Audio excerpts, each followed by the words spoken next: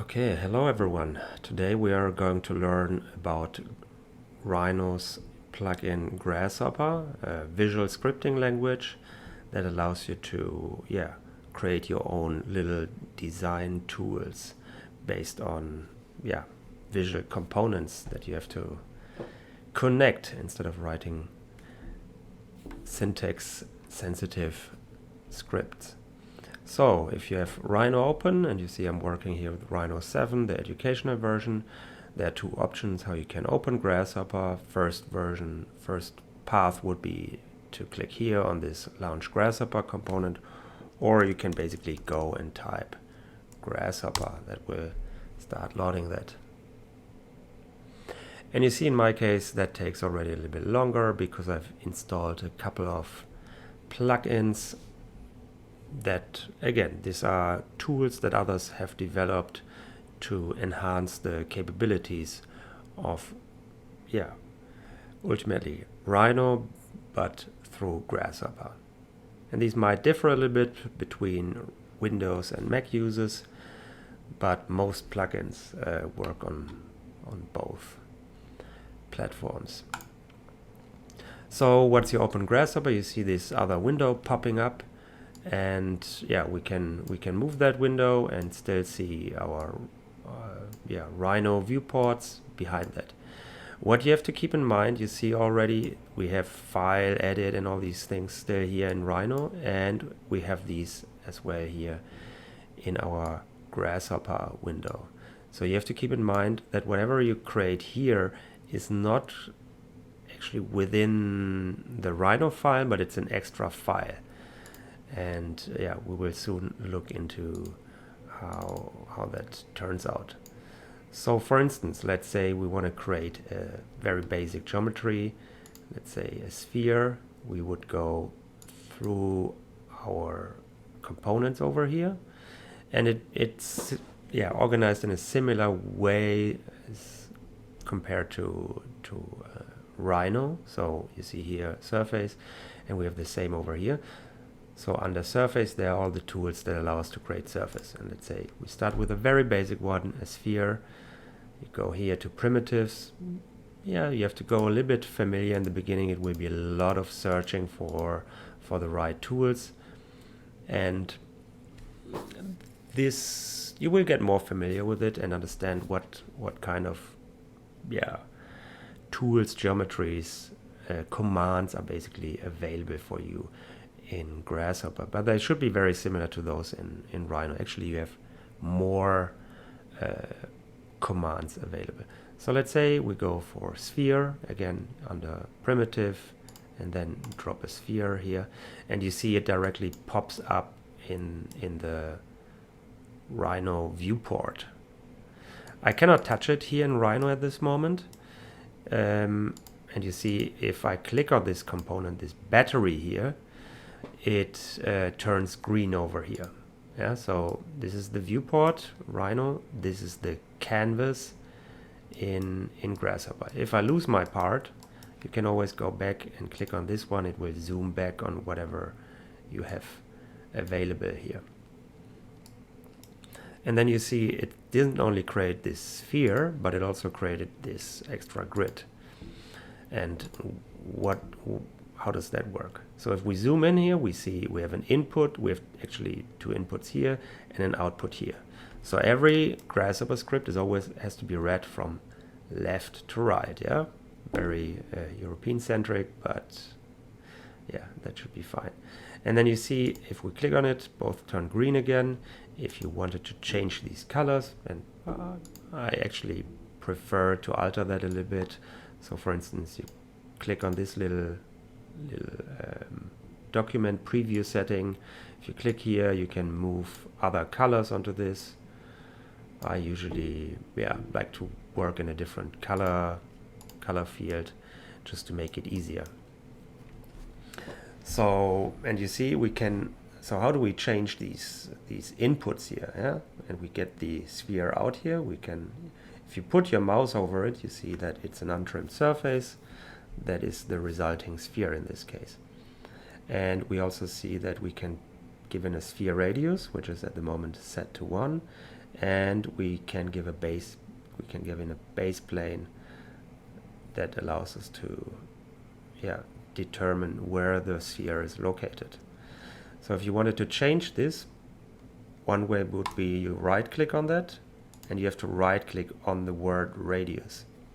By the way, if this looks a little bit different for you, very easily go here on display, and you can, for instance, draw icons, draw fancy wires, draw full names. I actually recommend usually using the text-based version, so I don't like the icons because not everyone knows that. Here, if I have the full word sphere written out for you, you can easily pause. And now I'll show you another way how you can find sphere. You just double click onto the canvas and type sphere. And then you click on it, you found the sphere. So let's say I want to change the radius. So again, one way would be you right click here, and then you see a lot of different options. And first one would be like you change the number here. Let's try that. Let's put in 2. Commit, and you see the sphere radius has changed. Now it's 2 units. Again, we can change that. We can keep changing that to 4 and place that. You can also do the same with the base here. So you can set one plane. So you see now I can set where it's located. I can also change the orientation of it. Doesn't actually change too much, but you see I still cannot move anything in Rhino.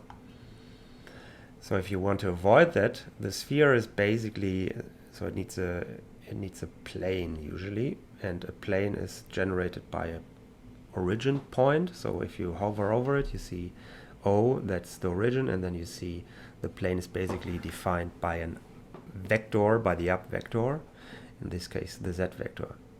So where do I get a plane if I wanted to change that? So I need to give in and that is already some knowledge that you would acquire. So if I want to go for planes, I would basically go parameters, okay, look through these things, and you will see that probably here you also have plane, contains a collection of planes, but this is a parameter. This is basically to link geometry, but instead planes can be found here. And for instance, let's say we want to keep it in the y, x or xy plane, you would basically go here to plane and bring in a plane. Again, you see this pops up here. I just want to make it very clear. If we plug this in, so if you go onto this little white half sphere here and you pull, you see this wire coming out. And this wire we can plug in here, and now the sphere is connected to this. If you want to disconnect it because you accidentally connected it here, you can hold the control key on your keyboard or the command key on Mac and disconnect it again. Very simple.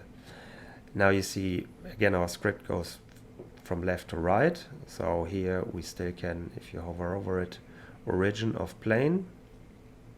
See at the moment it's set to 0, 0, 0, yeah, for all the coordinates x, y, z. If I wanted to change that, I have to bring in a point, the origin point.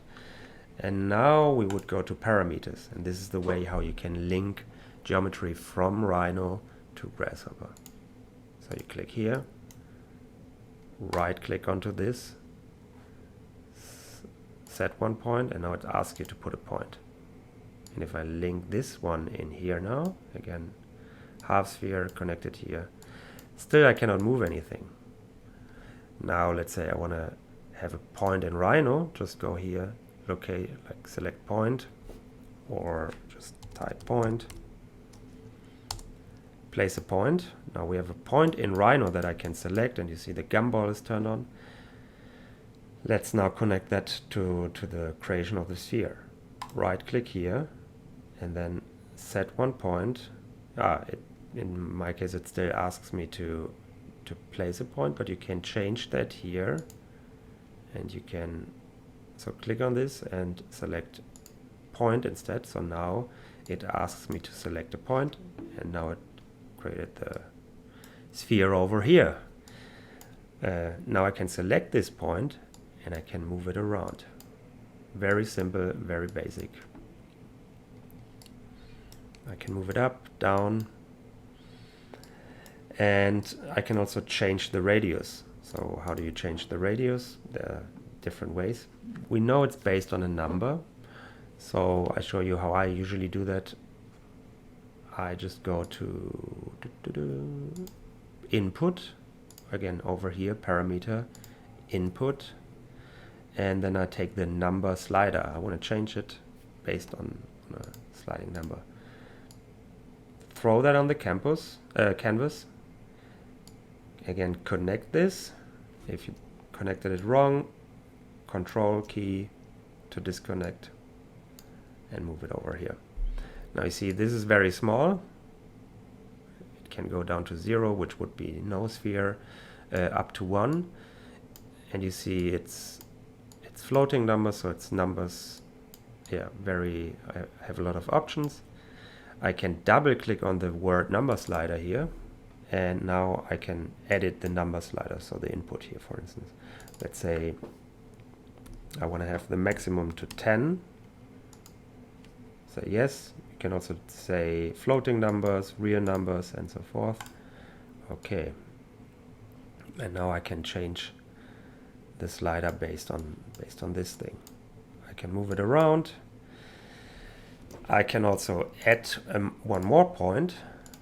And now if I right click here and I say set multiple points, so I go to my point, right click, set multiple points, I can select this point and this point, press enter, and now I have two spheres, both with the same radius, that I can automatically change. If I don't want to see this plain grid, very easy, click on this, right click, turn off the preview. If you lost, for instance, like your geometry in Rhino, you would click the middle mouse button here, and there are a few options. So you can go over here and zoom onto the geometry. Now you see it's over here. Still we have our points here. I can still move these things. There are some more options. So if you want to have most of the options, just click on the gray part of this thing, and then you see I can also rename it. I can rename these things, which I wouldn't recommend the outputs. But what you can do is, let's say you want to have the sphere now in Rhino, you just right click on that, and then there's a command called bake, and bake will bring in things from Grasshopper to Rhino. So let's go over here, press OK, and now you see these things are in Rhino as actual spheres that I can move around. They are not connected anymore to the Grasshopper script, so this is still unconnected. And yeah, it's the fastest way to bring in geometry over here. So if you don't want to visualize your spheres here, you would just click here, and here are the different versions. You can hide it, can just draw the wires or show the whole thing, or also just show what you select. So the plane, the point, and so forth.